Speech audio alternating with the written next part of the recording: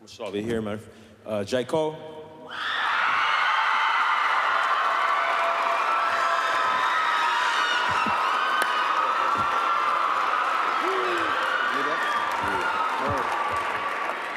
Whoa. Crazy. So, I never interviewed somebody before, bro. It's cool, man. We just gonna talk. It'll be easy. All right, so as an artist, you know, I make movies. So I never seen, I'm young. I've never seen somebody take something that I made and rework it or reperform it, make it their own. And when we spoke, you said that you had never seen somebody perform your music live in front of you. So what that feel like just now? Nah, I got chills. First of all, we gotta give her a round of applause. She killed that. That was crazy. No, I got chills watching it, and I was just grateful and thankful. Like seeing it in front of me, it was just like I felt like I was grateful to even. It's almost like I didn't write that song, you know. And then to realize that I did, it was like, oh man, it was bigger than me. Like that was for a bigger purpose because it says so much. And it's like, it was almost grateful. Like, oh, God, let me be a part of that. Okay, I appreciate it. Thank you. So watching that was like a surreal, very weird moment that I just had. And to let y'all know he was right, I can't. Not that I can't, but in order for me to perform that song, I have to return to a place, mentally and like emotionally. I wouldn't be able to get up and just perform it. I would have to dive into a place that like is really hard to get to.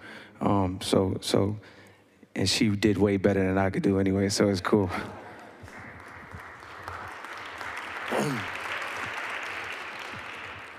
So, tell me about what it felt like to write that song.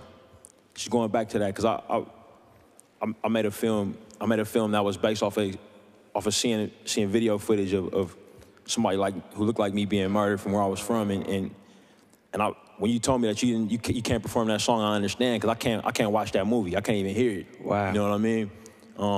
But tell me where your mind was at when you wrote it, and how it felt to get it out. And it's crazy. Even you saying that, the parallel between, obviously when the Oscar Grant thing happened, I saw the video too. This is before I was on with music, and I'll never forget that image. So when I heard about your film and I seen it, I just want to let you know, bro, and every time I see it, I break down crying like I can't control it. Like it's leaking. So you really did that man justice in his story, justice with a real classic that's going to, stand the test of time. So I got to commend you for that. But it's funny because that same level of like crying and like breaking down that I experienced just from watching your film is exactly what inspired the song in a sense. But it's going to be a long story, but I feel like I got to tell it because I feel like it's so relevant. I was in a place where I was working on an album. My last album that came out, I was in the middle of finishing it. So I was kind of in like an artistic, I separate myself. I don't really watch the news much. Not on like social media. I kind of detach myself and I just go in a mode where I got this message that I want to give and this story I want to tell, and I stay in that zone. So there had been stories, and I'm in New York at the time. And Eric Gardner's situation had happened. And around this time, a lot of things were happening, but to me, it was like they're always happening. And I feel like with a lot of us, it's like that. It's like, especially a couple years ago, it's like, oh, these things are always happening. We become so numb to it. So it's to a place where it was like, I almost didn't even want to hear about it because it was like too real to handle. So the video was out of this man getting choked by police officers, and I just couldn't bring myself to watch it because I just didn't want to go to that place. And it's similar to like, being back home in Fayetteville or like anywhere, and like you hear about somebody you came up with or somebody that you don't know that's black and young getting killed, and it's almost like we so used to it that is just like, we give it like, man, we give it that's messed up, that's crazy, they out here wilding, but do we really dive in and really understand how not normal that is, And I feel like I gave it the generic, like, man, that's messed up, cops always doing this, but I ain't allow myself to feel, because I wouldn't watch the video. Fast forward, the Mike Brown situation happens, and I just happened to catch it live, whether it be on social media or through the news, and I allowed myself to follow it. I'm looking at the stories of people that's there watching, talking about how this boy didn't do nothing, like they shot him while he was running away, then he was facing them, no gun, and they killed him. So I'm watching this, and I'm following everything, and I'm allowing myself to like put myself, not just hear about it, not just like say, oh, that's messed up, that, but to actually realize like, yo, I put myself in his shoes. He's me. Yeah, you lived through it. Yes, I allow myself to like put myself in his shoes and be in that moment where we all know, as young black men, we know that moment where you dealing with a police officer, just like Oscar Grant, where you dealing with a police officer who's on a power trip, and it's like, you could see from the mannerisms, it's like, oh, yo, this can go bad real quick. And you know that feeling. So I allow myself to, instead of like blocking it, I allow myself to feel that with the Mike Brown situation. And I got so scared and I got so mad. So then after reading, I think it was like maybe even like a Ta-Nehisi Coates article that I read, and just started breaking down crying when I was reading the article. Actually the crying didn't start until I allowed myself to finally watch the Eric Gardner video. And when I watched it, it just, bro, the same emotion I got from watching Fruitvale is the same emotion I felt in my apartment reading that article and allowing myself to feel. Right. And I just told myself, first of all, I allowed myself to feel that, cry for as long as I needed to cry, and then I told myself, I was like, you know what? I told God, I was like, yo, I would like to say something, like in a song. I'm not gonna force it. If it comes, it comes. If it don't come, it don't come, but I would like to be able to be a voice. And lo and behold, that night I was working on something totally different, bro, like a whole nother song. And that it just happened organically. I know that's a long thing, but the reason why I say that, the reason why I say all of that is because I feel like the majority of people, at least that I know, and maybe the majority of us, we go through life numb like that.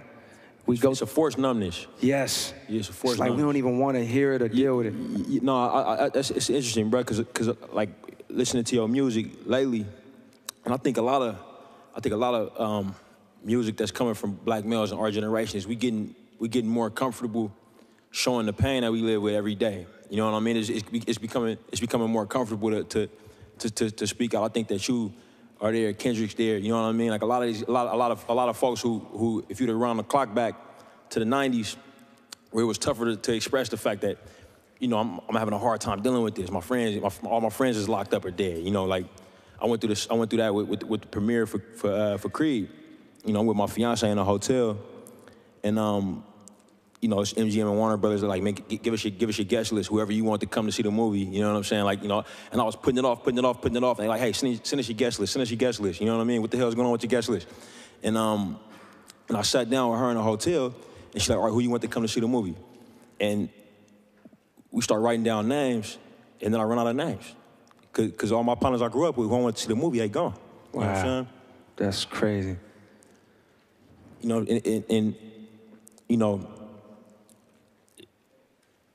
We put a shield up. It's tough to talk about it, you know what I'm saying? And it's tough to deal with the lies, man. You talk about Ta-Nehisi Coates and just reading his work, when he putting out his feelings, I realized that the phrase that's been used to describe what our people go through on the streets every day, whether it's in Fayetteville or whether it's where I'm from, this idea of black on black crime, right? I realized from Ta-Nehisi Coates that it's a lie. You know what I'm saying? Like that term, that phrase shouldn't even be coming out of our mouths. You know what I'm saying? And it had been coming out of my mouth while I was on, you know what I mean? Right.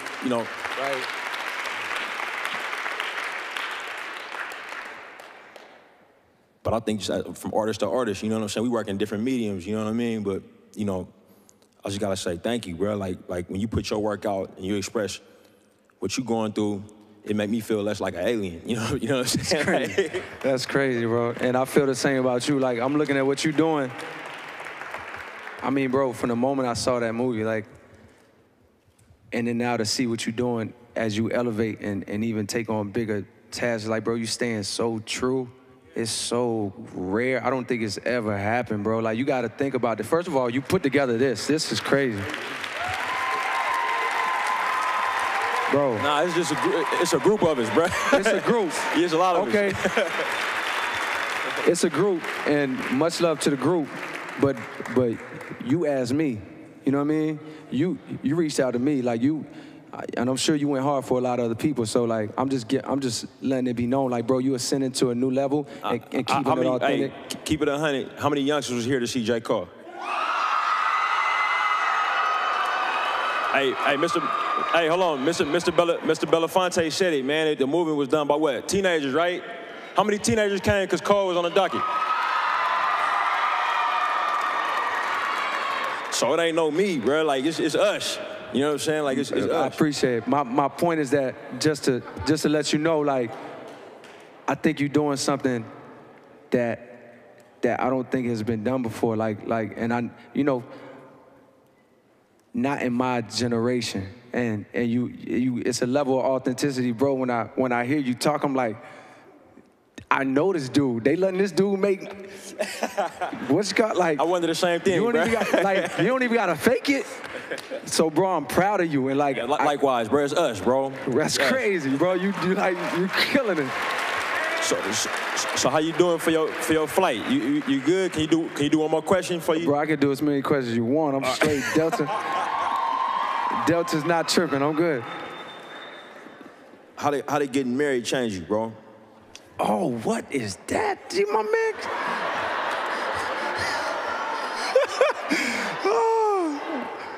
I told you I never interviewed somebody before. Is that off limits? Yeah, that was like. Oh, my bad, bro. That was like. There was like one thing to not do. No, I'm just joking. I'm joking. Nah, it's all good. It's all good. Nobody know. Well, they know now. Oh. That was cool though. That's like a black history moment. They're never gonna forget that. But now, can I say something just about this event? And I made it on. Just get off of that. No, of course, bro. What are you talking about? No, but this is serious because if you saying one question, I want to like be able to just say how I feel about the event that y'all put on. And I walked in. I got to see the Malcolm speech from Andre, which was crazy. And to hear Mr. Belafonte speak and give his speech and like just to see the parallels. And I know that's why y'all put this on, was to like drive that message home, but it's crazy how those things are. I mean, it's inspiring, but it's also a little disheartening. It's a lot of things for me, but it's crazy how much of that stuff is still, all of it, is still so relevant, and I'm curious to know, and I would love to like talk about it. It's like, how do we stop it from being a cycle of like great leaders who have great things to say and like who know, but it's like, and fight so hard to spend their whole lives fighting, but then I don't want to have to do this 50 years from now, and then they quoting you or like quoting whoever, and it's the same thing. So it's like, I wonder what we have to do to like stop that cycle. I have some ideas. There's no concrete ideas, but I have a feeling. Of course, economic power, I absolutely agree with that. But I feel like even before that's possible, it's like we got to turn our sights like from outward at the system, which is totally wrong, like completely wrong. But we got to turn our sights from like looking outward at the system and how wrong it is to like inward and like how we've been affected by it and how we can like work every day to like clean ourselves. Like we got to clean, we poison, bro. It's like a lot of poison. I'm not going to sit up here and act like I'm like totally enlightened. Like, no, I see. But that doesn't mean I'm not affected by what I grew up seeing. We grew up watching ourselves be criminals on TV. We grew up watching ourselves be criminals in the movies. We grew up watching ourselves be gangster rappers. We grew up watching ourselves being a lot of things. Video girls. We grew up with this. So it's like a level of like I feel like self-reflection and honesty that we gotta have. And instead of like marching on Washington, which we've been doing for a long time, it's like we gotta really march on the hood and like march on ourselves and like, and try to wake each other up like, yo, you know what I mean? Like, which I know we do, that's what this is doing, but I feel like if we don't find a way to like truly love ourselves first and like wipe out that lack of self-worth that's been established, then that economic power can never actually truly happen. And then even the success we get in America, we only feel like we're successful because we're doing things that white people already did. It's like, I'm the first black judge in Oakland, or I'm the first, I was like, yeah, congratulations. But you only happy because there was white people that was doing it and now you're doing it. It's like, but what are you doing for us? Who's gonna make the first store in the hood that's not for profit? It's just a store. Nobody's making profit off the store. So I feel like watching those things was inspiring, but I felt like, man, everybody was aiming at the system. And I'm sure they were, but it's like, I feel like we gotta spend way more energy aiming at ourselves and like trying to fix ourselves. So that's what I'm looking at. Like, okay, I'm rambling right now, but that's the gist. Yeah. I used to feel this. Like I used to feel like, yeah, it's true. I felt exactly the same way. I still feel that same way, but I feel like when you wash your hands, bro, like both hands is washing. You know what I'm saying? So I think that we gotta look inward, but at the same time, recognize which outside forces made us. You know what I'm saying? Absolutely, for sure. And it's real easy. Like it's real easy to get caught. Like I used to get caught up blaming.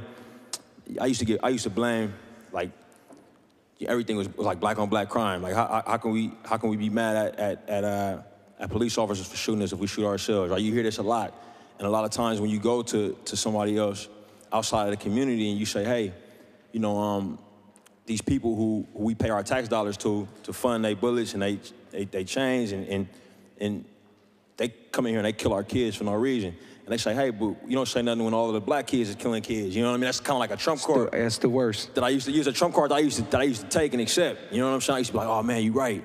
Like, what's wrong with us, man? We just kill each other. You know what I mean? Like, there's something wrong with us. I think it's because our low self-worth and all these different things. You know, till I actually looked at the mathematics. And I looked at the mathematics recently. Like, crime occurs, I rob who I'm next to. You know what I'm saying? So all crime generally looks, demographically segregated. You know what I'm saying? Like it's a high rate of, if I'm an African-American man, I'm gonna get killed by another African-American man. But if I'm a white man, it's a high rate that I'm gonna get killed by a white man. It's the same rate, basically, with the few of the same percentage points.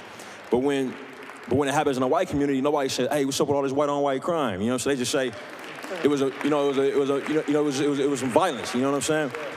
And as long as we live in, Cole, as long as we live in neighborhoods where it's easier to get access to a gun or drugs than it is to get access to a job, you're gonna have violence and you're gonna have these lifestyles. You know what I'm saying? And me and you, we can make money making movies, making music, and look back and say, hey, what's up? But if 90% of us, all they see, scratch a video, you know what I'm saying? I ain't gotta turn the video where I'm from to see, what you saw in the movies and same with you, right? For sure. Yeah, so my uncle getting money this way, my mom's getting money this way, my father locked up and this, that, and the third. And it becomes a self-fulfilling prophecy, you know what I mean? And I think that we gotta just wash both hands. We gotta look at outside and inside. I agree. I 100% agree. But I feel like to that point, and you're absolutely right, you gotta be aware. You gotta get your knowledge up, period. You gotta be completely aware of what's happening on the outside.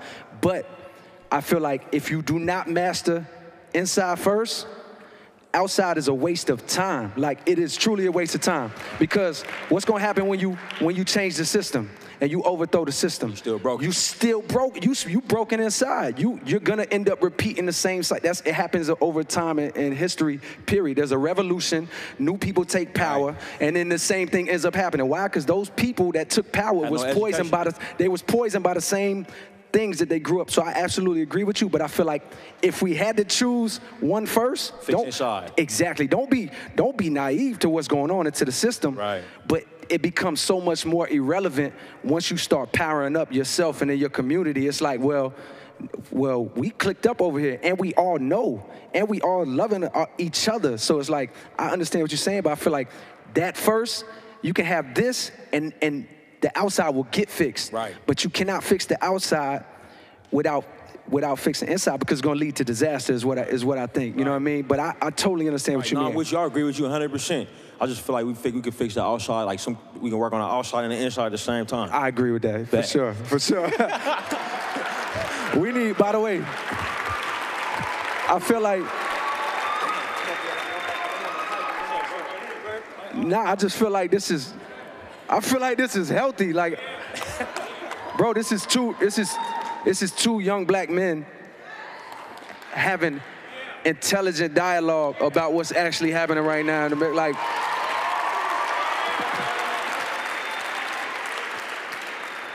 I'm gonna say thank you for including me with this, bro. Thank you. And like, this is an honor to just be here, bro. Nah, for real, thank you, bro. For real. It's good, man. We are part of the same body. Bro, my hand don't wake up and thank the other hand.